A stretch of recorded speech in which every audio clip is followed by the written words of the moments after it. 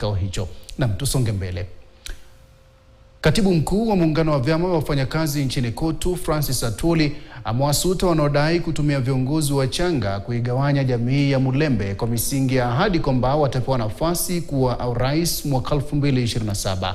Atwoli amesema jamii ya Mulembe haitaruhusu kutumiwa wala kupotoshwa kwa namna yoyote, akisisitiza umuhimu wa umoja na mshikamano wa jamii hiyo. Kauli ya Atwoli imeungwa mkono na naibu gavana wa Kakamega Ayub Savula, aliyezitaka taasisi za usalama kumshinikiza aliyekuwa naibu wa rais Rigathi Gachagua kutoa taarifa kuhusu madai yanayohusishwa na kifo cha mbunge wa Emuru wa Dikir, Johana Kipyegon Ng'eno.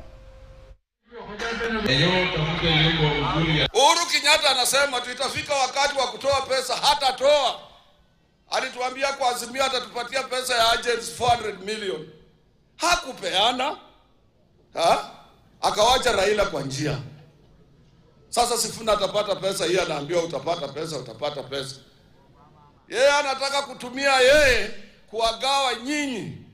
Na ninaomba watu wa jamii ya Kibaluya ambao ni watu wa jamii yake, muwe bold, msiwe kama viongozi wale naojua hawaoni mbele. Yale maneno yalitendeka Kitale jana, a whole retired president Uhuru Kenyatta atunapanga hapa upinzani atuwaende seminar watafute kiongozi mmoja ya kutoa William Ruto kwa kiti. Hiyo ni ngumu. Lete Matiang'i tutafagia, lete Gachagua tutafagia, lete Kalonzo tutafagia.